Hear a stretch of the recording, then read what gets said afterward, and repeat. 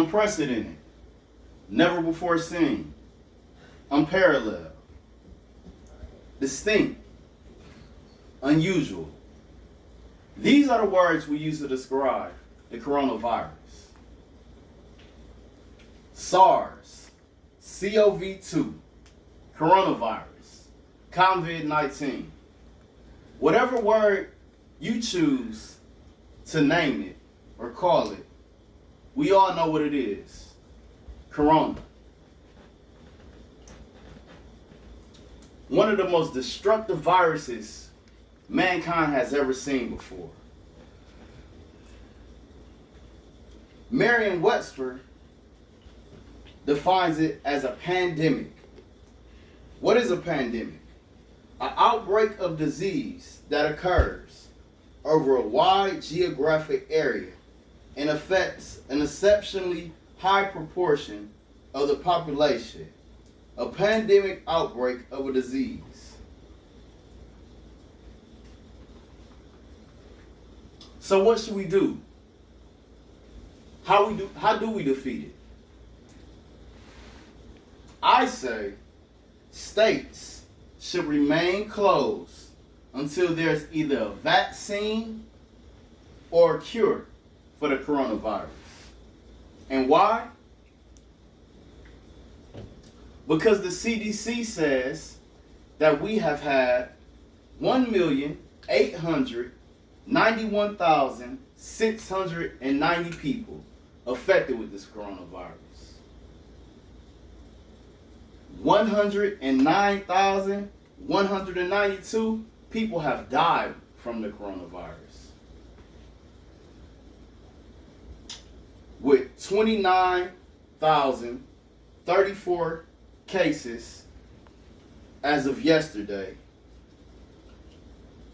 1,128 deaths as of yesterday. Now, I know that there's a statement that says numbers don't lie, and I'm glad they don't in most cases, most situations. But in this current case, that means that's almost 2 million people's lives who's been affected. It's 109,000 people in whose lives have been lost from this virus, this deadly virus. Families, brothers, sisters, mothers, cousins. Have we ever seen anything like this before? MDLinks.com says, yeah, we have, sorta, kinda.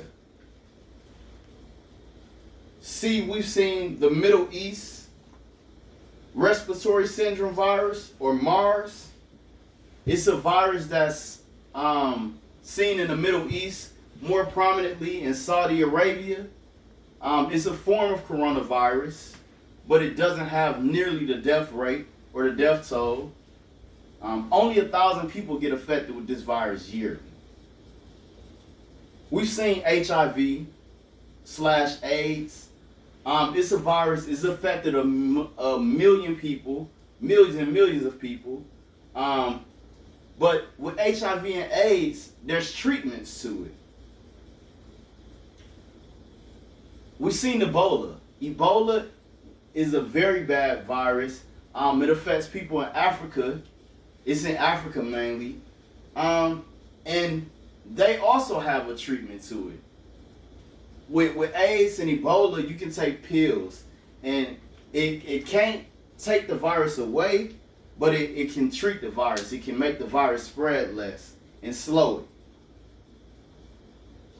it. In history, we have seen something similar. However, History.com says that the Spanish flu was a flu that was around in 1918. It affected over 500 million people worldwide, and it had 50 million deaths that resulted from it. The Spanish flu was very bad. The only thing that differs the Spanish flu from the coronavirus, as Well, not the only thing, but one thing that differs the Spanish flu from the coronavirus, they never found the cure. There was never a cure, and the way that they got rid of the Spanish flu was it just, over time, people became immune to it. What's the hardest thing about the coronavirus? I would say that the symptoms. The symptoms are the same symptoms as the common flu. What are they, you ask? Fever, cough, shortness of breath, fatigue, body aches, headache, sore throat, runny nose, diarrhea, and vomiting. What are the symptoms from the common flu?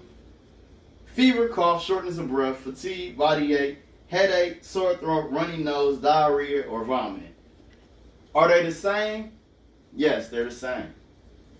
The only difference in symptoms between the coronavirus and the common flu is that the coronavirus, you can lose your sense of taste and sense of smell.